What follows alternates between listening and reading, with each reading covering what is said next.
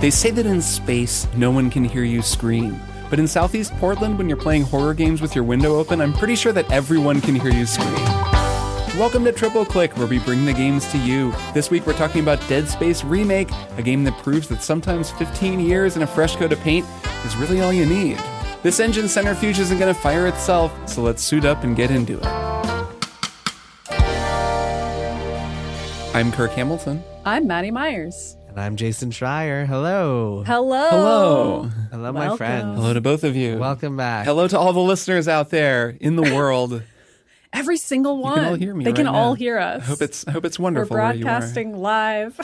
No, we're And guess not. what? If you listen to the end of last week's episode and you've been just like waiting eagerly to find out what the game we're going to talk about today is, Right. Yes. now you get to find out. Cliffhanger. It's true. Huge It's right there cliffhanger. in the episode title in your podcast player. Also, we should say that we are recording this before the Nintendo Direct that hits on Wednesday night, the That's day right. before the episode goes live. So if like Silk Song is announced and this is Or what like, we're not you know, freaking out right 16 now Metroid because games of that. or whatever. That's why we're not freaking out about that. Yes, exactly. I feel like if they announce Silk Song, I will scream loud enough to be heard in a podcast that I recorded the day before.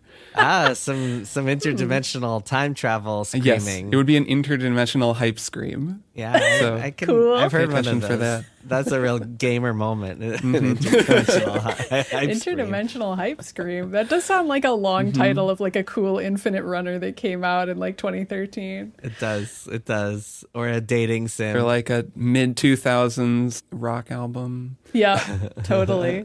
Interdimensional hype scream. That's good. So Kirk, Okay, I guess I have to tell us about some things. We are a listener-supported show, and that means that all of you wonderful listeners out there support us making this show. You bear with us when we forget that it was our turn to mention the fact that we're a listener-supported show, and we really appreciate that. So if you go to MaximumFun.org/join, you can become a member of Maximum Fun. That allows you to support the creation of Triple Click, but it also gets you bonus episodes of a bunch of different Maximum Fun shows, including our show, which we do every month. We make a new bonus episode. There are so many of them to listen to. And if you just pay $5 a month, you can listen to all of them at the same time from multiple devices. You can just play them all at once. It'll be really confusing. That would be really disorienting. It'll just be I like recommend listening layers to them and layers of sound. individually. You can go in whatever order you want, though. That's true. I will say That that. is true. Yes. That is true. But if you play them all at once while watching Dark Side of the Moon, then you can. Right, it there's a syncs secret up. message. Shit's crazy. You got to listen to some of them backwards, but Yes. we're not going to tell you which ones. You have to figure it out on your own. It's a puzzle. It's a big puzzle. So anyways, MaximumFun.org/join. Become a member. We really appreciate all of you out there who support the creation of our show. That's how we don't have ads. That's how we make the exact show that we want to make. And that's thanks to all of you. So thanks so much for being members and supporting the creation of this show. All right. We've kept the people in suspense long enough. Maddy, what are we talking about this They're week? freaking out right now, and they should keep freaking out for the entire rest of the episode because we are talking about Dead Space. Oh, yeah. Elaborate music sting. Violins are freaking screaming right now. A necromorph just jumped out of a vent right behind you. There's always a vent behind you. Always. Always. No matter where Really you good are, there's ventilation a vent behind you. on the Ishimura. There's so many fans Well, blowing in on space, you. you need some good compressor coils. You need a really good HVAC system.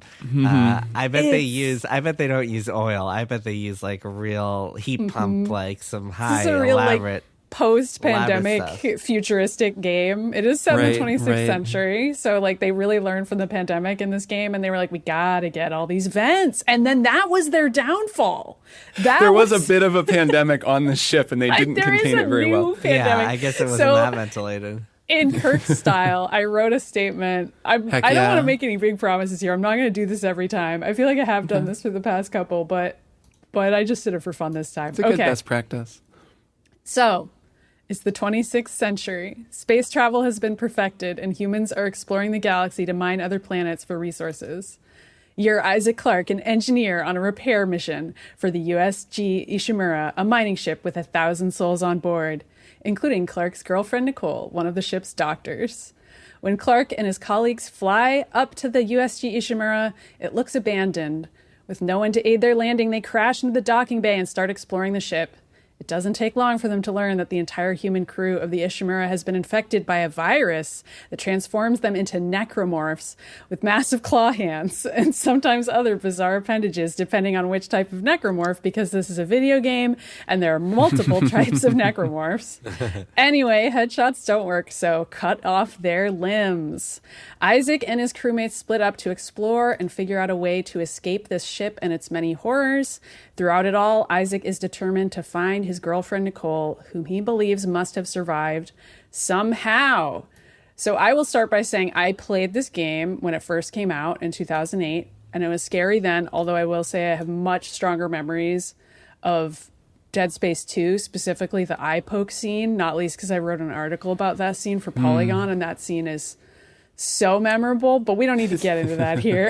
Eventually we'll do a Dead Space remake episode many years from now and we can talk about it then. So the original Dead Space came out in 2008. It was developed by an EA studio called EA Redwood Shores, which then retroactively got called Visceral Games after Dead Space was wildly successful. It's a third-person shooter, by the way. You're pretty much just in one space. They add in some more Metroidvania elements for this remake, which came out in January 2023 by Motive Studio, different team, also published by EA, but different set of folks making this one. And I've played several hours of the remake. I'm on chapter 4. I will finish it, but I find it extremely scary, so I have to take a lot of breaks. And I want to hear from you two how far you are. And Kirk, why don't we start with you? I know you played the original as well. Yeah, I played the original Dead Space. I didn't finish it, but I played more than I've played now. I'm in Act 4 as well of the remake, which is very familiar because I remember the original one like it was yesterday. I'd say that one of the best things I can say about this remake is that playing it, I have erased my memory of what Dead Space looked and played like in 2008. And now when I think about it, I'm just like, yeah, it looked like this. I mean, I'm basically just playing Dead Space. Because it's pretty true to the original, at least in terms of overall content, even though I know there are some changes. It feels like Dead Space, even though, of course, it looks like a modern video game and not like an Xbox 360 game. So I played, probably 2/3 of the original and didn't finish it. For reasons that I'll talk about in a second or a little later, I guess. Then later, I reviewed Dead Space 2 for Paste Magazine. It was when I was first getting into writing about games. And because I was reviewing it, I had to finish it and loved it. Yeah, that was also why I completed Dead Space 2, because I was reviewing it for the Phoenix. Go on. And if you don't finish it, you don't get the eyeball scene. You also don't get it's kind of a chore, the final mission of Dead Space 2, if memory serves. You're getting chased by that big unkillable beaver, and it just goes on and on and on. And I remember it being very hard. Anyways, loved that game and really enjoyed it and realized at that time, I think, that I loved Dead Space. And then, of course, was pretty disappointed by Dead Space 3. And then really just over the next decade, came to really love and appreciate a lot of things about horror video games that I didn't in 2008. So it's really cool going back and playing this game again, basically, and kind of reflecting on all of the ways that I've changed and all the things about it that I love now that I found that I liked in 2008, but I found pretty intense and scary and kind of, I couldn't really stick with it because I just wanted to go play something more relaxing. Now I'm much more of a junkie for the sort of intense, pressure cooker that this game puts you through. Jason, how about you?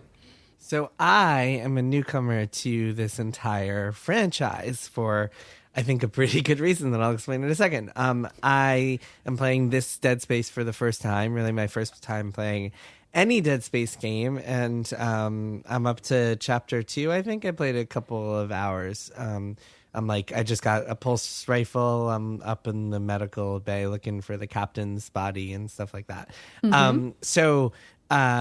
The reason that I haven't played any Dead Space and probably won't play much more of this is because this is just totally not a genre I care about or find interesting or exciting.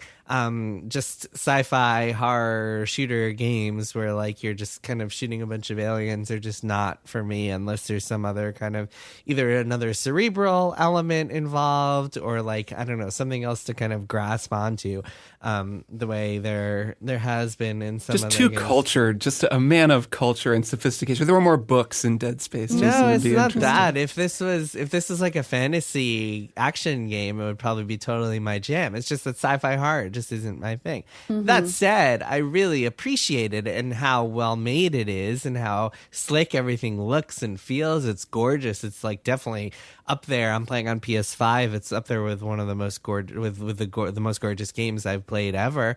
It looks really cool. I like getting to like stomp on the xenomorphs and slicing there's their- a stomp button. That's The a stomp button very is important cool. part of this game. The plasma cutter is cool. The faces all look good. The dialogue, so like everything about it is just extremely competently made, and I really appreciate it. It's just not my thing at all, and I don't know. I think there's a place in everybody's heart for games that they appreciate and find to be very competently made, but just have no interest or desire to play.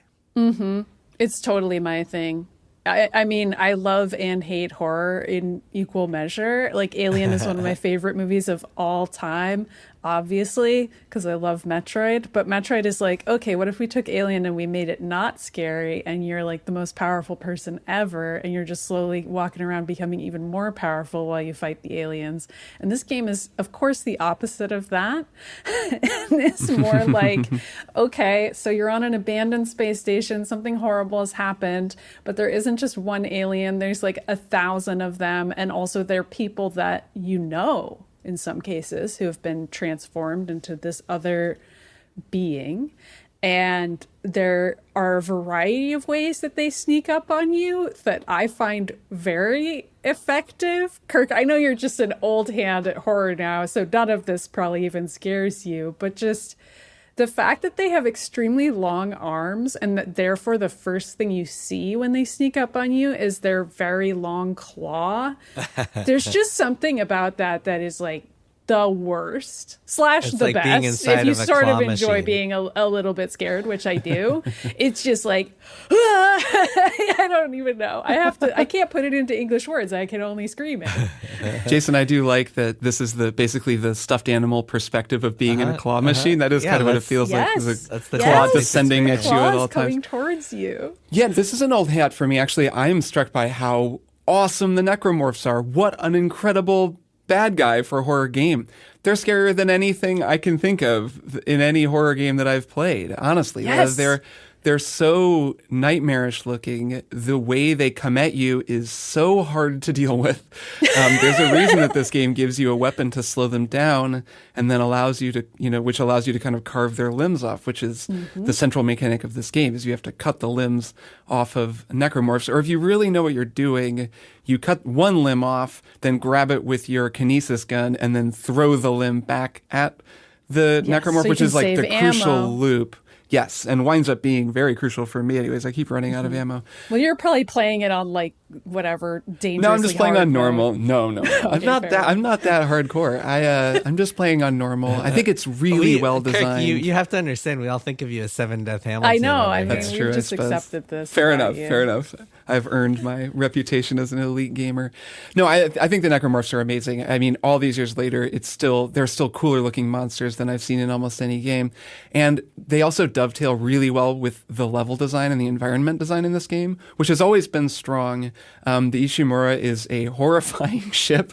It's wild to think about going and working and living on that thing for years or whatever in deep space. Because Yeah, even before it's dilapidated and destroyed, and you have to like presumably it's less thruster horrifying. yourself around. Yeah, it was probably I don't know. fairly The normal. lights are on. I've been down in the engine room. room, and it's pretty much like you're in the belly of a. I mean, the engine room of anything is going to be scary. Engine rooms are scary. It would be so funny if they did a DLC of the Ishimura that was just like super normal. Like the lights are on, like the tram actually works, like everything about it is like beautiful and gorgeous, just to see what it's like, By the way, fun fact, Ishimura means stone village in Japanese. Oh, nice. I don't know why it's called I don't know if that's related to the plot at all, but it's a fun, I don't it's a think good it name. is.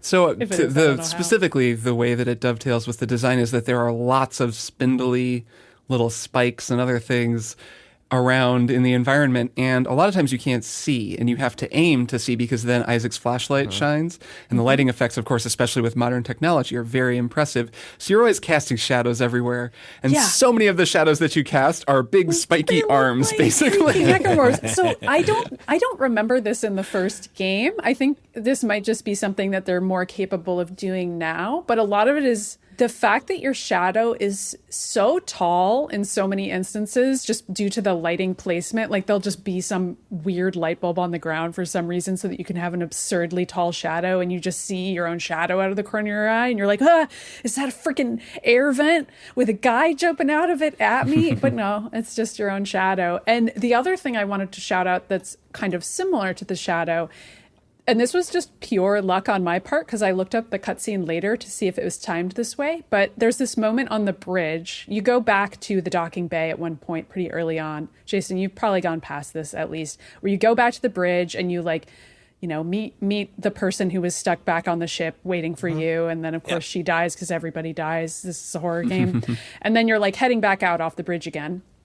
And there's this screen really far away from you at the end of the bridge that is showing like a promotional video of like the crew of the Ishimura. Do you guys remember this?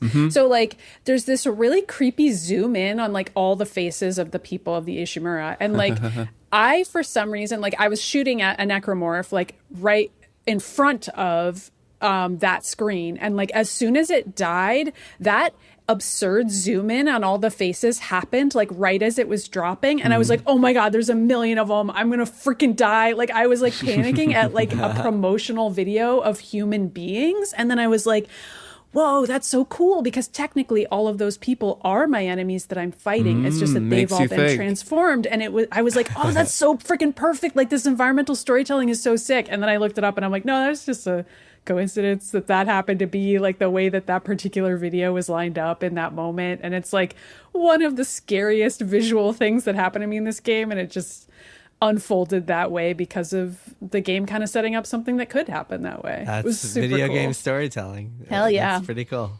I'm finding that the headspace that this game puts you in, the sort of emotional contour of it. The headspace, is that intentional? Yes. Dead Space 3, headspace. 2. The headspace that this game puts you in is remarkable and kind of different from your average zombie or even horror game because of the sort of cosmic nature of the threat of the horror. This is kind of a zombie game, but it really is bringing in this cosmic element that, to me at least, has always felt. It's really Bloodborne. This is a Bloodborne remake. It is kind of Bloodborne-esque, yeah. Well, yeah. I mean, like, so it's borrowing from some of the same influences, Bloodborne, the same kinds of cosmic horror. Lovecraftian. Yes. Well, it's Lovecraft, but Lovecraft at this point is so diluted down through subsequent influences. Really, the influence in this game that I detect the strongest is Event Horizon. Have either of you seen Event Horizon? No, but I'm familiar. Yeah. So this is a 1997 movie directed by Paul W.S. Anderson. I went and saw it memorably with a French exchange student who was staying with me in high school. Ooh la la. I don't know why I went to see this movie. I didn't go see horror movies in the theater a lot. I really can't remember. I think I liked the Michael Crichton novel Sphere, and it looked kind of like Sphere. So I was like, yeah, sure. Let's go to Event Horizon. So Event Horizon is a horrifying movie. I love it. I think it's one of my favorite horror movies just because it's deeply, deeply terrifying. I've always found it to be very, very scary. And the story is very similar. I think it's a mining ship, but or a salvage ship out in the middle of nowhere, like goes Alien. silent, and then a rescue crew arrives on the ship and is like, well, what happened here? And they walk into, again, like the most horrifying looking ship, even leaving aside any monsters or anything scary, just this gothic like sarcophagus in space, which is very similar to the Ishimura.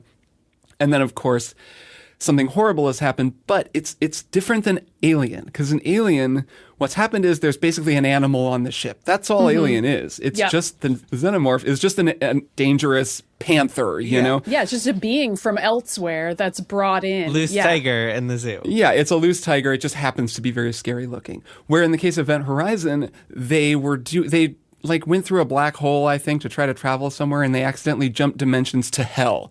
And they went to actual hell, and then they brought hell back with them, and there's like a portal to hell So the things that are coming after the heroes are way more abstract and weird and kind of, there's more insanity and more horrible, like body mutilation, people ripping themselves apart and like really disturbing imagery that goes way beyond, basically a space bear rips you apart. And the camera work makes it scary. And that's what's happening here too, is there's this marker that connects everything. There are these whispers, and the necromorphs are this kind of fundamentally mysterious force. They're networked together. There's something animating them, but it's never totally clear. And I know some of that is explained in parts of Dead Space 3 or like books or something that I haven't read. Like the comic and so on. Yeah. The midichlorians of this universe. No, it's actually the extended universe is pretty cool. But go on. It is. No, there's plenty of good storytelling in Dead Space. But in this game, at least, it's not really explored. But it is much more than just, there's a virus that turns people into zombies. It's there's something more there. There's something deeper and more mysterious and kind of farther back from our ordinary experience. I think that's like an important part of the vibe of the game. That's the part that I found really scary too, is just the idea that this marker could infect you, but in a way that a virus couldn't. It infects your mind and you start seeing visions. Like, I mean, Jason, I know you're not that far, but you probably already read like some emails or, voice logs or whatever, where people talk about seeing visions and, like I hear something in the gears, but there's nobody down there. And the idea that would be some of the early symptoms of you becoming a claw hand guy, it just makes it so much scarier because it's like, you can't escape this. And it also becomes sort of a religious phenomenon as well, and they get more into that in the second game where people are like worshiping the markers, and it's like the moment that I enjoyed was walking into a hallway and seeing a dude just banging his head against the wall, and then very famous classic Dead Space scene. The psychological horror of it all is a lot more disturbing than really the animal. Kirk, I think that's a salient point.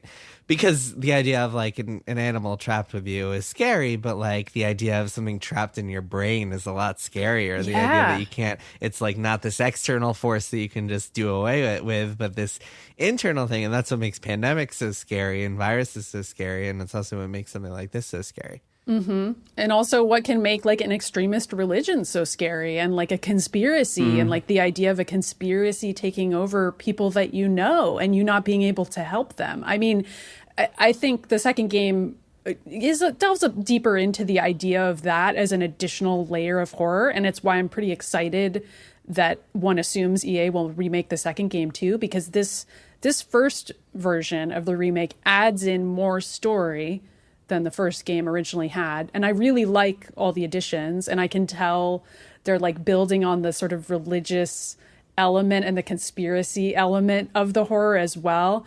And that part freaks me out, but like I'm so impressed by the way that it freaks me out, and I really respect it. I'm like very into the way that they've incorporated that theme.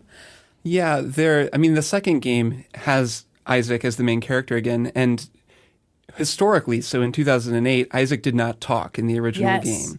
And as a result, he was kind of a non-character, which worked fine for the game, really, for what it was. And they haven't actually had to change that much to turn him into a talking character who takes his helmet off sometimes and has a face. But because I know a lot where the story is going, well, he talks, but it's not like he's really, I don't know, like he's not Nathan Drake. Like he does talk, but he doesn't talk as much as he might. And in the second game, he is a very present force in the story. And it's all about, he's the sole survivor of the Ishimura. And so the second game deals with that a lot. And he is like losing his mind and is being pursued by the ghosts of characters from the first game and seeing like horrifying visions. So there's way more of that psychological horror, which is kind of if we're staying in video game land, it's kind of the Silent Hill to the Resident Evil. Those are the two schools of video game horror, where one is more psychological and one is more just there's a monster coming at you. It allows them to have a little more of that. And they certainly have a lot more in the sequel. But the fact that they're bringing some of that back into the first game, it's nice. It changes the mix up a little bit. Did either of you guys play the Callisto Protocol?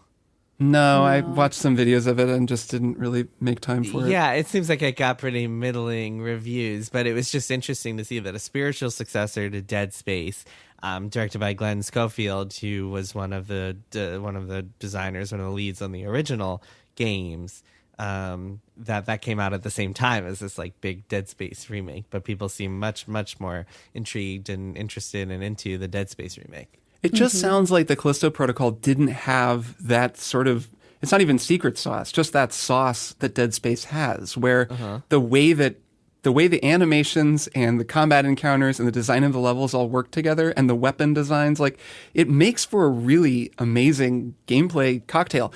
Like, okay, so I was talking about how horror is dread and panic. It's kind of these two feelings, and a good horror game mixes the two. And we've talked a lot about the dread, right? That's the sort of the feeling of dark. oppressive fear. Yeah. It's scary. You know something's coming, especially in this game because it's so formulaic. You know when a necromorph comes at you from the front, there's going to be one behind you. You walk into a room, there's a whole bunch of explosive canisters everywhere, and you think, oh shit, here we go. So you kind of, you're dreading what's coming next, right? They put you in that mind space really effectively. This game does panic really well. The panicked fights in this game are incredible. Oh, yeah. Partly because of the enemy design, which we've talked about. The limbs are really hard to aim at. They always are moving in unpredictable ways. You're like, you can't just kind of unload on them in the way that you want to because you have to save your ammo. And then always when there's a monster coming at you from the front, there's a monster coming at you from behind, and you just learn to know that, and you can almost feel it behind you. Like when you're taking the time to aim, it's like, I just know that fucker's behind me, and I got to get this shot off and figure out what I'm going to do next. And it's a million little things. It's the magic of gameplay design, and it's not easy to do. I mean, it's been 15 years since Dead Space came out, and the only games I've really played that feel like it are Dead Space 2 and like parts of Dead Space 3. Do you think, Kirk, do you think that the music cue also always happening when there's a necromorph coming at you? Do you think that like has any impact on the whole dread and horror thing? Do you think it takes away from the surprise when like the music goes so all much off music. And then you know that you're about to be attacked? And once you kill them all, that music goes away. And you get to just vibe in silence Maddy, for a second. I was reading your article about how to make the game less scary, which is a great article, a genre of article that I love. Oh, interesting. Okay, we should link that in the show notes. And one of my tips was don't turn the music off, because if you turn it off, there's actually, then you'll be really shocked. I was reading multiple threads of people who had done that and were like, it makes the game so much scarier because you never have any idea when the necromorphs are coming or when you're done, most importantly, because they could keep coming and you don't know, and you only can rely on visual cues, and usually you can't hear them coming. They're just in the freaking vents everywhere you go. They're just waiting for you to walk by so they can zip out and get you. So I think it's interesting. I mean, I think it's a choice. The music is an early warning system. It really is. The more you play, the more, even if you're not consciously aware of it, it just, you start hearing the music and you're like, oh, okay, here we go, you know. But there are all sorts of cues. Like I was saying, you know, if you walk into a room, first off, you're playing Dead Space, so you're going to be attacked by necromorphs. Like, this is just not going to be a peaceful jaunt down the hallway. But I'm simply trying to collect a key card. I'm simply walking down this hallway. I'm just wondering. I mean, I guess, Maddy, you just answered my question, because I was wondering if that music takes away from the impact of the horror of them coming at you and the surprise of them coming at you. It adds to the impact because it's specific. It's a specific thing they're going for. They don't want you to feel surprised. They want you to know what's coming and to feel the tension ratcheting up, which this game does on every single, you know, vector that they can. The environmental design, the level design, the story, the pacing. You're constantly feeling like you're like you feel the pressure coming and coming and coming, and then the music stops and it releases and you know you can kind of take a breath. I think that it's all part of them giving you that experience. They need to give you those signals because they're not trying to surprise you. The jump scares aren't... Right. You know, it's not trying to like come out of nowhere like a movie jump scare where it's a shiny, you know, happy sunny day and then like something scary happens. Like that, they just can't do that, and so they don't try to. And I'd offer Alien Isolation as a comparison point because that game doesn't do that, where you'll just be walking around and you don't know if the alien is going to drop out of a ceiling vent one room over from you because the game isn't structured the same way. There's this sort of artificial intelligence driving the alien. It's always sort of hunting you. But it's not a scripted scare the way that Dead Space is constantly scripted. So it can be more random, and it does make you jump or feel that, you know, sinking feeling of, oh God, now I have to deal with this alien, you know, in addition to whatever else I was dealing with. A very, very different feeling than playing Dead Space, and one that's a context I actually didn't have when I was playing the game in 2008. And now that I've played Alien Isolation, it gives me a whole different appreciation for the way this game is designed and for what it's doing. And there is also at least one difference between Dead Space 1 and the remake that we're talking about, where there is a slight amount of randomness now, which I don't know if you noticed this, Kirk. But in 1, as far as I know, every jump scare, as it were, was planned. Like each necromorph would be in a certain place, and the same place every time if you replayed a level. Whereas in this game, there are differences. So if you replay parts of it, it might jump out of a different vent, for example, or in a slightly different order or at a different time. I think the number of enemies is the same. There have only been a couple missions I've replayed out of curiosity just to be like, where are they going to come out this time? And there are definitely differences. And there are also just rooms where a certain number of necromorphs are going to attack you no matter what. Like there's going to be certain types or what have you. But they did randomize it slightly, which I think adds... I mean, it's just delicious frosting to me. Like everything they added, I'm like, this is actually really good. And I was actually pretty skeptical about this remake going in. Like hearing that Isaac would talk, for example, I was like, well, that could be terrible. And like that they were adding more story. I'm like, what's to add? And now here I am like watching these videos and being like, oh my God, these guys are going to die. I'm so worried about my friends. And I don't know. I really dig it. I like everything that they've added so far. I'm really finding that the balance, just the game balance is really good. I've multiple times found myself having exactly the amount of ammunition that I needed to survive a fight. And I'm wondering if just how you were talking about the sort of slightly varying enemy placements, I wonder if they're doing something similar to, I know Resident Evil 4 does this, where it adapts the difficulty to how you're doing and it drops different amounts of health and ammo based on where you are. So you always have like enough just to make it through depending on the difficulty. Yeah. Because it's remarkable. Like 2 or 3 fights, I've been really the thing where I'm stomping and kind of frantically looking for something that I can throw because I have almost no ammunition left and I kill the last necromorph with my very last bullet. And I mean, I know they're designing it so that it works that way. It's not an accident that that's happening and that it's happening consistently, but it's remarkable in the moment to just experience it because it feels just so scrappy and natural and sort of organic. I also wanted to mention the content warning system. I would guess you two are not using it, but I think it's really cool. So I just wanted to shout out that it's another thing about the remake that I really am liking. So there are a couple things they've added. One of them is just to put text on the screen that warns you about the nature of the graphic violence that you're about to see. And it's like super subtle. I was worried it was going to be like some big pop-up that was like, get ready, a guy's going to bash his head into the wall and then he's going to fall over and die. And it's not like that at all. It's very subtle. It's like top right of the screen, I believe. And it just tells you like, you know, depictions of self-harm or whatever is applicable to the scenario. And you can tune it out or not. I mean, you can also decide whether or not to turn it on in the first place. And the other thing that you can do that I've done mostly to make the game less scary for myself is that you can blur out some of the extreme violence that happens. Oh, really? And that just adds like a blurry box over stuff, which I find funny, which helps me be less scared.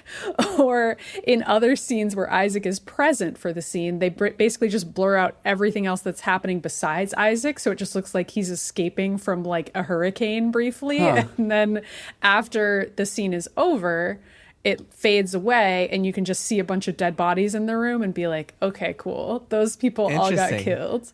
It's pretty well done. This is in line with the content filter conversation we were having an episode or two ago. That's really cool that they do that. Well, so that's okay. So that, I mean, we don't have to go on a whole tangent about this, but that makes for a more interesting philosophical debate because this is added by not the original creators of the game. We were talking about it, like the blood filter and stuff. We were talking about something that would be added by the creators. This is something that is added later by different people working on the remake. So interesting debate there too. Yeah, although I wouldn't call it censorship per se, because it's not like you aren't still participating in the scene. You're just blurring it out. So it's I would an optional. It's an optional filter. So this is like whatever. Censorship is definitely not the word that I would use. It's also kind of like turning the brightness way up, which I've been known to do on games that are too dark and scary. It doesn't really help with this game because it's so dark that even turning up the brightness kind of doesn't really achieve anything at all.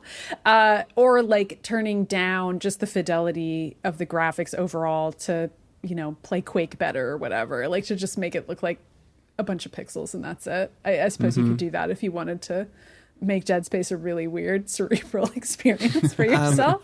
So a couple of things that struck me, again, just as a non kind of fan, but someone who's appreciating this for the art that it is. One thing I liked and one thing I didn't like. I'll start with the thing I didn't like. The thing I didn't like is the upgrading system. It just seemed kind of superfluous and nonsensical and very incremental. 2008. Yeah, very extremely 2008. The thing I really liked is the UI and the way that like the doors, like the way that the your button appears and it's like continue ? Go in, refill, save station, and the way that your menu opens up kind of diegetically within the world. I think it's all really cool and very much adds to the experience of like this scary world where you can't take yourself out of it for even a second. Even opening the menu doesn't take you out of the Ishimura. You can't pause it. You're stuck on this thing, man. Yeah. Isaac's stuck. That was groundbreaking. All of that. The UX stuff was groundbreaking at the time. Yeah, and the health bar is on your the health body. bar on your backpack. Yeah, also really cool. Yeah. So cool. This was the first game I had ever seen that did that. The lack of markers and stuff. I bet Kirk really They made a likes. big deal out of it when it came out, that was like one of their stated goals. Yeah, I really liked that. And I had forgotten how much I liked it, despite obsessing about it at the time. And then playing this game again, I was like, oh yeah, the health bar's on your body and also your little stasis charge up is on your body. The other piece of it that I like is, just as I was thinking to myself, wow, it's crazy that I have this stasis power, like this time-stopping power. Like, I guess in the 26th century, humans just discover time-stopping power. And then as I was having that thought, I was walking by a poster that was advertising the use of it. And it was like, oh, here's the discovery of this. And I was like, yeah, all right, Dead Space. You were thinking maybe I'd be questioning this. And you explained to me that this is a technological innovation and it isn't just magic video game powers. This is actually explained by the that's world. straight out of System Shock 2, which I dig no it, doubt though. inspired the hell out of this game, Right. the whole System Oh, yeah. Shock And franchise. Half-Life. I mean, Right, Kirk, right. I'll tee you up if you want to talk about Half-Life for a second. You can. I'll allow it. I appreciated playing this after replaying Half-Life 2 with the two of you, where this game has a lot in common with Half-Life, but I mean, System Shock, absolutely, and System Shock 2. And then even BioShock, which granted came out a year before this game, so they were in development at the same time. But you can see how a whole school of game designers came up playing System Shock and Half-Life and took some of those ideas and translated them into, a slightly more streamlined, console-friendly kind of game design, which is definitely what this is. There are so many parts of this game that feel like Half-Life. There's a part early on where you walk into a room and there's a scientist on the other side of some glass who then gets eaten by a monster, which just happens multiple times at the beginning of the It first happens Half-Life. multiple times in the game. It's not just one part. You are behind glass several times watching other people get eaten by Which a is very necromorph. 2008. I mean, there are Yeah. things in this that just make me nostalgic for that period of game design. It feels very much like BioShock, which the second one does too. But also, I think the remake aspect of this is really interesting because we're kind of learning, right? I mean, between this and the Demon's Souls remake, that there's a lot of meat on those bones of that sort of mid-late 2000s era of video game where if you just take something that's pretty close to the original, gussy it up, make it look really, really nice, maybe fine-tune the controls, add some quality of life stuff, you've got a stew going. You've got a really good game. And that, it just feels like we're going to keep bringing this back, and I'm fine with it. Do you have any dream? Okay, let's all pick a dream 2000 or mid to late 2000s remake game that we would like to see. Well, they're already rebooting Perfect Dark. I feel like I've already achieved what I wanted. I just have to wait for it.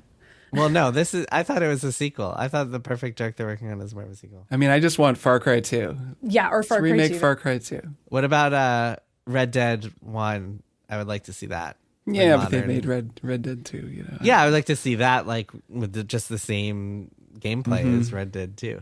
Yeah. I've seen some discussion among people who are theorizing that Motive will remake Dead Space 2. But then, of course, in that conversation, there are always people saying, well, maybe they should just make their own Dead Space game. Like, I think the Dead Space fans' dream is a remake of Dead Space 2 just because it's a beloved, very good game, and then a new version of Dead Space 3 that just rewrites the story of Dead Space 3. And because that game is pretty dire, like it ruins a bunch of characters. It has a totally bananas ending. It's worth looking up the ending to Dead Space 3 even if you'll never play it. Also, You like fight a planet. I'm not going to spoil it, but like this game does make some changes to the ending of Dead Space 1, which suggests that maybe they will change some plot things in Dead Space 2. And I just looked it up because I wanted to know where it was going to go, and I've already played the original game, so it's fine. I don't really consider it a spoiler at this point for myself personally. And so I am kind of curious if they were to quote unquote remake Dead Space 2, they could still keep in some of the best parts of it, but also change the story and tee up a completely different version of Dead Space 3, which is sort of a fun way to approach a remake. It's kind of Final Fantasy VII Remake style, where you end up going in a different direction by the end than what was expected. Right. Especially with a video game, you're kind of given the opportunity to do that sort of a corrective, because you can take a lot of the gameplay stuff, the things that people really remembered and enjoyed, and then you can just change the narrative some ways or other ways, because the whole story was already told, and it was probably told with some major flaws, just given the way that long-term video game stories tend to be told. So you can kind of return to it, give people the thing that they remember, in this case, shooting the limbs off of necromorphs, and then go in some new directions with the story over time, which is exciting. I mean, it seems like this is doing well. I get the sense that they're going to want to do this. So as long as people are down to keep remaking old games, or at least are given the freedom to have some satisfaction doing that, to feel creatively fulfilled doing it, I'm all for it. Yeah, me too. Yeah, there are a couple of games from that era that are getting remakes. The Witcher 1 from 2007. That's right. That game could really use it, because I've only played a little bit. Good story, but like it's really tough to play that now after playing The Witcher 3. There are rumors of a Metroid Prime remake that's a little bit earlier. Fingers crossed. Hopefully that got announced like last night or whatever. Yeah, that's true. Maybe. At the perhaps there's Modern Warfare. Well, that's more of a reboot or whatever you want to call it.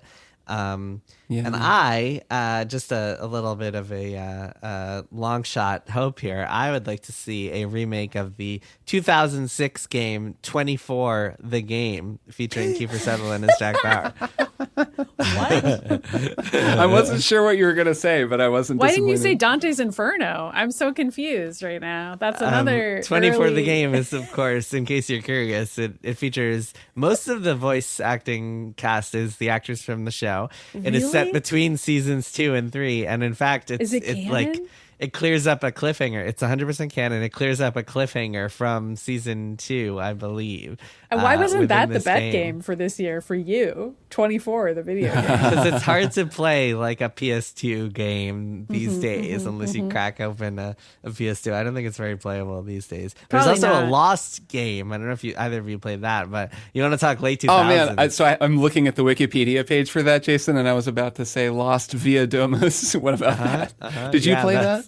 I did. Of course, I was so obsessed with Lost. That's a 2008 ass game. If ever that game, the ending of that game was like open up all sorts of mysteries. It was basically like, just to quickly sum it up, you play as this guy who's like a survivor who's just never seen in the show, because like he's in the tail, right? Yeah, he's just another guy. They're extras all throughout the show that you just never meet. So he's one of the extras, and like basically his wife like either died in the crash or he can't find her or whatever, or like he couldn't save her, blah blah blah. Goes through the game, like goes in the hatch, like meets Locke, does all sorts of shit for a bunch of just does it hours. like 5 seconds after the main and then cast. he winds up he gets a compass from Ben Linus, I think, with like degrees to leave, and he gets on a boat and he leaves the island. And when he leaves the island following these degrees, he just like has a flash and wakes up again in the exact same position he was in when the game started, except the wife he was looking for is like next to him now. And then it's like Lost and like cliffhanger ending. It was crazy. It was ridiculous. Was the whole game was a dream? No, it wasn't a dream. It was like he changed time. But then, of course, this has nothing that, like, the show is totally different. It's nonsense. We're talking about games that do not need to be remade. That is Lost via Domus. Really good. I don't know. They should remake the entire 6th season of Lost. That's what they should do. First the game, then the show. That's talking about a show we should do a Beans cast of. Anyway. Who has the time, Jason? Yeah, who has really. The time? Anyway, So clearly we're done talking about Dead Space. I think we've really covered it now. It's so good. It's great. I love it. Amazing. I think people should play it. I'm psyched good. they remade it. I'm going to keep playing it. It's really good. It's amazing. We will take a break and be back with one more thing.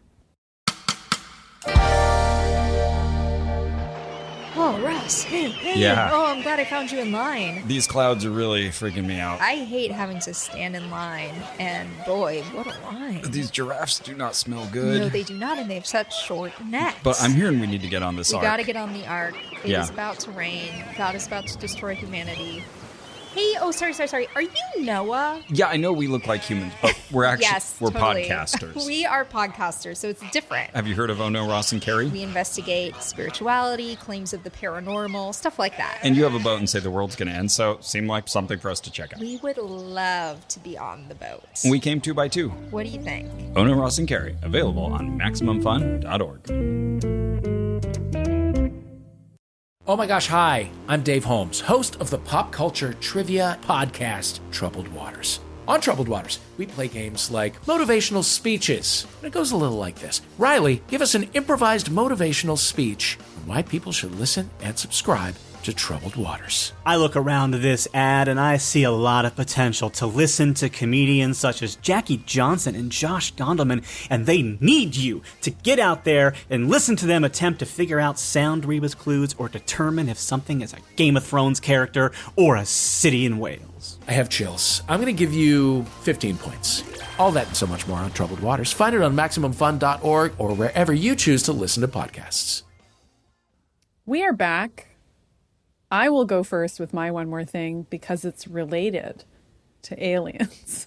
Oh, okay. And it is, I am rereading Animorphs. I'm not sure how far I'm going to get, but I have begun Animorphs #1, The Invasion. I'm happy about this. Is this because we talked about Animorphs on It's Triple kind of Click and it because got we you talked about thinking Animorphs. It's kind of because Yeah. everyone's talking about Animorphs lately. Okay. And it's also because they have released very slowly since 2020. Scholastic has released audiobook versions of every single Animorphs mainline novel, of which there are 54. And they're putting out the 48th book this year. They're not quite done releasing all the audiobooks is what I'm getting at. Most of them are done. Wow. So that's how many hours of listening? I don't know. A lot. Wow. It's going to take me a while. I don't know if I'm going to... This is why I began by saying I'm not sure how far I'm going to get. But I'm having a really great time. These books are great. I remember loving them as a kid. I also remember every adult will tell you, oh, they're actually really dark. And like, yeah, they are. But they they're say. kids' books. Like, it's fine. You're going to be okay. And they're about an alien invasion. I'm going to describe the premise of Animorphs just in case the listener wants to check out Animorphs. I've never read genuinely Animorphs, recommend so doing I'm, it. I'm happy to hear about it. You missed out, Kirk. I know. I'm I old was too old. obsessed with Animorphs as a kid. I know. We talked about and it. they came on the out show. once a month. It was crazy. They had a new book every single month. I know. K.A. Applegate, she was out there. She was writing as fast as she could. Body horror for children. Her and R.L. Stein, icons. Anyway, Truly. so Truly aliens land. scholastic book fair icon. Aliens land and a group of diverse, adorable teens get their lives shaken up by the discovery that aliens had actually already invaded Earth, kind of like the aliens in Peacemaker, if you've seen that show. There's like little bugs in a whole bunch of people's brains controlling them, controlling their thoughts. But the alien that these teenagers run into is actually a friendly alien. He's kind of shaped like a stag and he's blue. And he's like, hey guys, there's a bunch of really bad bugs controlling people on Earth. And I'm dying. And in my death, I'm going to give you the superpower for the 5 of you to turn into animals. Any animal that you touch, you can get its DNA.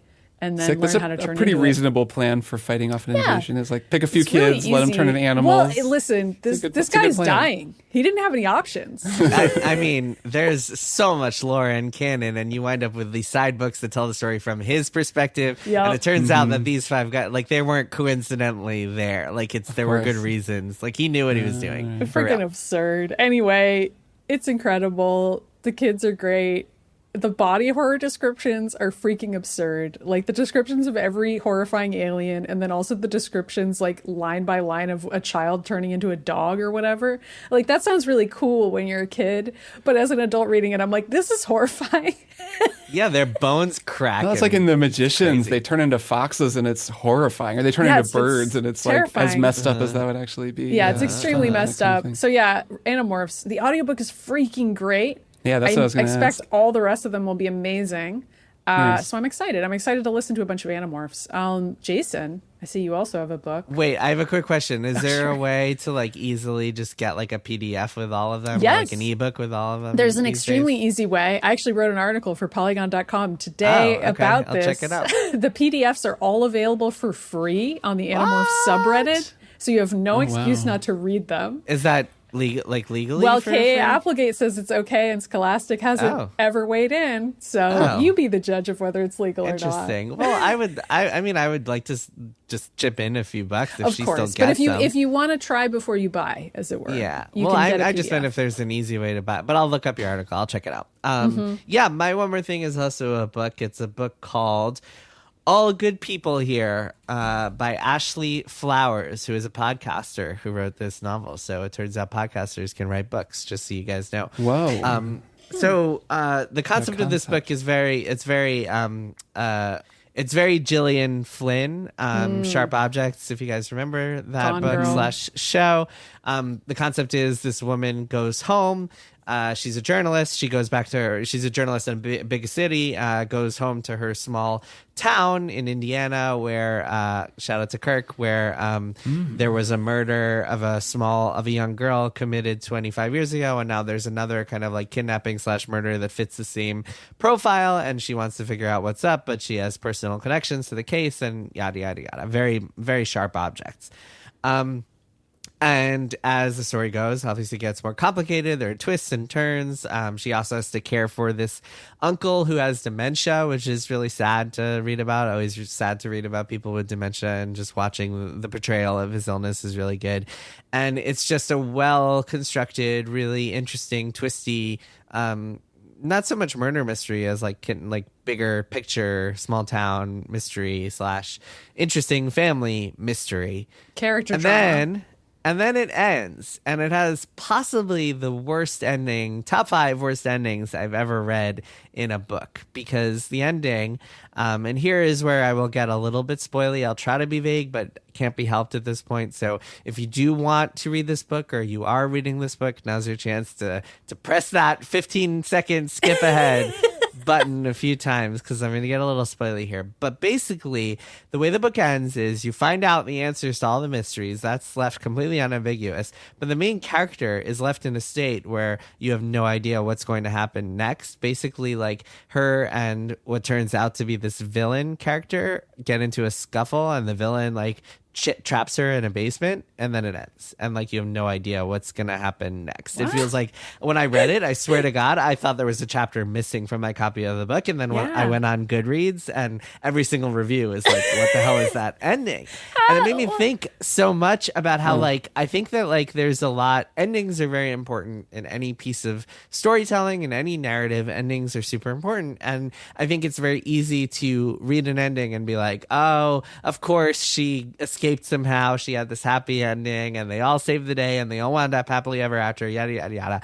But like, there's something in our brains and the way the stories work that makes that part so important for the catharsis of it all. Like, you want to end a story feeling like there is a resolution, and to have an ambiguous ending is just like one of the most frustrating things in the world, and could really just like retroactively ruin an entire story for you when you're like, man, I trusted this storyteller to take me through all the way to the end, and they really just like crash landed that plane. They just like did not stick the landing here. Extremely unsatisfying. So I would not recommend this book. And like, my wife, who saw me just kind of like voraciously reading it, I read it all in like a couple of nights. She was like, oh, should I read that? I was like, God, I would have said yes until I got to this ending. And now it's like, no, I don't think so. So yeah, bad endings, and especially ambiguous endings.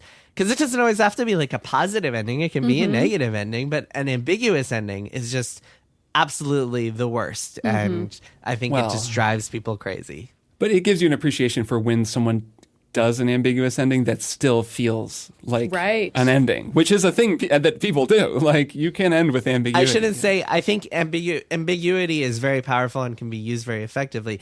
Ambiguous in terms of like if the entire book is about one thing, and then that thing is just not like resolved in a satisfactory manner, or it's resolved in an ambiguous way, then that's what's frustrating. So the entire book, it's like, what's the best way to put this? I think you trust a book to follow its own rules, to play by its own rules. And when a book feels like it's cheating you at the end, that's when you get really frustrated. So if a book is like, if something is super literary and it's exploring all sorts of different themes and it ends on an ambiguous note where you don't know how a character is feeling because you never really knew how they were feeling, or you don't know what's going to happen next to someone because that wasn't the point of the book in the first place, then it feels fair and it feels earned and it feels like, oh, okay, cool. This left me with a lot of thinking. Whereas if a book is very kind of pulpy, twist driven, like we're following this protagonist and her thoughts the entire time, the whole point of the book is to just kind of propel us along this murder mystery story, and then you get to the end and it just kind of abruptly ends, that's when it feels completely unearned and unfair and unsatisfying. So yes, you're right, Kirk, ambiguity can be very effective and very powerful, but it has to play by the rules of the book and it has to like fit what the book is trying to do, whereas here it absolutely does not. Or if it's going to subvert those rules, then it needs to do so in a way that also feels earned, which this doesn't sound like it's doing. Yeah. I think it's difficult to do that with ambiguity and with like an ambiguous ending, but yes, definitely. It's possible. It's just not easy. Good to know. All right, Kirk, what about you? Well, I've been playing Hitman 3, which has now become Hitman World of Assassination. It's changed names, which is pretty cool. Totally new game. There's a new mode in it called Freelancer that is also very cool and really interesting. I've never really seen anything like this before. So everyone knows I love Hitman. I've played all 3 of the Hitsman, the recent IO Interactive ones. I've actually played, I think every single Hitman game ever made. There maybe Hitman 3, I think I maybe didn't play back in the day. These games are really fun. They're like my exact kind of stealth game where you can just experiment, and they're very systemic and lead to lots of comedy and just fun, sequences of events. So we've talked about Hitman on the show before. Hitman 3 came out, 2 years ago now? Something like that? I think so. I feel like it was one of our first triple plays on this show. Yeah, we played it, I guess, in our first year. So since then, they've released some stuff. IO Interactive has released some DLC and expansions for that game, but they've also sort of gradually started bringing all of the Hitman stuff together, and now they've finally taken Hitman's 1 and 2 and fully combined them into Hitman 3, so that it used to be if you owned those games, you could play those levels within Hitman 3, but now if you buy Hitman 3, you just get all of those levels. The whole thing is like one big package. It's still a little bit confusing because of course it is the downfall of Hitman has always been that there's like weird, confusing shit like this online requirement that it has that's really frustrating. There's always like something where you're like, this could be the perfect game if you guys just would get out of your own way. But anyways, it's as simple as it's ever been. You can buy what is now called Hitman World of Assassination, and you get 20 levels, and every level is so complex and fascinating and intricate that you could play around in it for 20 hours just figuring out different ways to, take out the different targets and exploit the AI and find secrets in the levels. I mean, there's just so much in this game because it's really 3 full AAA games in one. So what Freelancer is a mode that takes advantage of the fact that all of those levels now exist in one game that you have downloaded. It's a kind of roguelike game that they have designed on top of all of those levels with a whole new progression system and a whole new everything. I mean, it's just stands alone from the, single player game that you could play. And the way it works is basically you're still Agent 47. You start in this safe house that's got a kind of, I don't know. What's the guy's name? Dorian Gray? No, is that his name from? What's the guy's name from 50 Shades of Grey? That's different. What's Christian Grey? Christian Grey. That's it. I don't know. I've never seen those movies, but I feel like there's a lot of like cement, like expensive looking cement buildings in those movies. And like 47 has a kind of. I think you're going to talk about like a bunch of sex like toys a BDSM room. No? Okay. 47 has a little bit of a like billionaire psychopath. Yeah, people aren't energy. talking about the other architecture in Christian Grey's life. Yeah, so true. Like, it's Christian Grey. That guy kind of seems like a serial killer. And like, let's be real, 47, kind of a serial killer. Kind of. Actually, yeah. He just is a serial killer. Okay, so anyways, you have this kind of whatever, like cement subterranean lair. And there's nothing in it, but as you play, you gradually upgrade it. And so that's your kind of permanent... You gradually build your BDSM dungeon. Yeah. There might be... You do unlock new areas, and I'm sure one of the rooms is the BDSM dungeon. I guess. That would make sense. I haven't gotten that far. I mean, he is into costumes. Yeah, he is into role play. So. Yeah. I haven't played all of the games, so it's possible that we're just talking about things that have yet to happen. So anyways, you go out on missions. The way that it works is you have like a campaign. It's a whole bunch of missions. And they're broken into chapters. They get longer and more difficult as you go. It's really hard at first. You lose a lot because it is a roguelike. So the biggest challenge with this game is that you have to deprogram yourself from the way that you play Hitman, or at least I had to, because I've played, 100 hours of Hitman, and I'm very used to playing it a certain way. And this requires you to play it very differently. So it picks the levels at random. You'll get, for the beginning, it's like 3 locations around the map. You have to kill a certain number of targets that are assigned procedurally to any of the characters in the level. So, they pick them, but it's like, could be one of a million people. So you kind of look, all right, well, these are my 3 locations: Colombia, New York, and Sapienza. So for me, at least, I know some levels better than other levels, but I know them all to different degrees. And I kind of look at it and think, all right, well, that sounds good.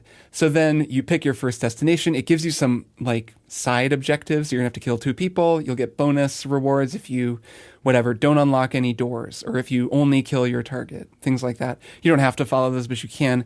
Basically, you just have to go in, find the person, kill them, and get out. You can't save, which means you can't save scum, which really changes, I would think, the way that most people play Hitman, because you screw up a lot in these games. It's actually like, as much as I feel like a silent assassin badass when I play the game, that's because I am cheating and reloading a save whenever I get spotted. Like if you play without that, like if you've ever played an elusive target in the base game, it's that same feeling where you get one shot. One shot. That's You it. can't Yep. save, and if you screw up, there's ways to like quit to desktop really quickly and still get to try it again. But if you're playing honorably, you just lose. So that happens here too, and it leads to way more chaos, way more violence, because you're not really getting penalized for collateral damage. Like you might not get one of those optional goals, but mostly you kind of just can shoot your way out of something if you're able to, and keep going until you get your targets, or like eject early, because if you don't die, you just fail. You don't lose as much stuff as you do if you die, whatever. There's a lot of particulars and a lot of metagaming to this, to like, you kind of have to, if you really grind and build up your weapons, you can kind of approach it a certain way, which is true to most roguelikes. There's kind of an optimal way to play. But if you're just playing for fun, it really is a more chaotic and more freeform version of Hitman. It's probably more fun for someone who's played 100 hours and knows the levels, but even if you haven't and don't, it can be pretty fun once you get your head around the systems. Like if you're Hitman literate and you kind of know what's going to happen, I kind of get how the costumes work. I get what it means when someone tells me, no, you can't come in here. There are just these sort of literacies you develop for the game. Once you have those, it's pretty fun and it's free. They just put it out as a free update. And that's really remarkable to me. Like, it's so cool to see someone do this with, these developers have been working on Hitman since I think 2016. So for 7 years, they've been making these games. This is so much stuff. It's just so much level design and content and like just things you can do. And they've managed to take it, and rather than have it be siloed off and released in a whole weird way, they've pulled it together into this one thing that now everyone can just play. And they've developed a new way of experiencing it all together, which I just think is really cool. I've never seen anything quite like it.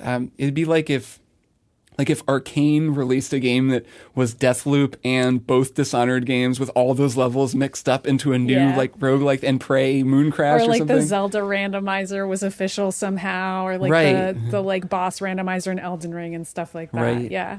You get that sense of scope with this, where you're just going from one exotic, incredibly well-realized location to another in a way that just doesn't feel like most video games feel, because it's really 3 video games. So it's super cool. If that sounds interesting to anyone out there, especially if you already own the game, give it a shot. I think you'll have a good time. I've been having a great time with it.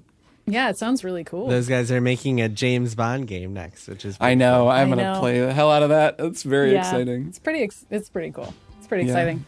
Well, we did an episode again, folks. And I guess everybody knew we could do it. We've done it before, but we did do it again. We have a pretty established track record at this point. Several times in the past. Yeah, well, we did it A again. few times. And I have a feeling we're going to nail it next time, too. I sure hope so. I have faith in do us. it. I have a good feeling, All too. I'm glad you remember all those times we recorded previous podcasts. Barely. I'm glad your memory has come back to you. Barely, but I do. All right. We'll see you both next week. See you next week. Yep. See you next week. Bye. Triple Click is produced by Jason Schreier, Maddy Myers, and me, Kirk Hamilton. I edit and mix the show and also wrote our theme music. Our show art is by Tom DJ. Some of the games and products we talked about on this episode may have been sent to us for free for review consideration. You can find a link to our ethics policy in the show notes. Triple Click is a proud member of the Maximum Fun Podcast Network, and if you like our show, we hope you'll consider supporting us by becoming a member at MaximumFun.org/join. Find us on Twitter at TripleClickPod, send email to tripleclick@MaximumFun.org, and find a link to our Discord in the show notes. Thanks for listening. See you next time.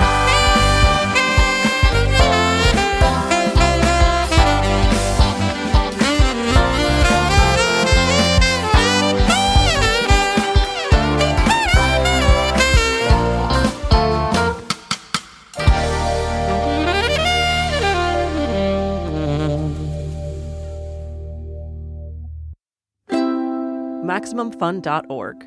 Comedy and culture. Artist owned. Audience supported.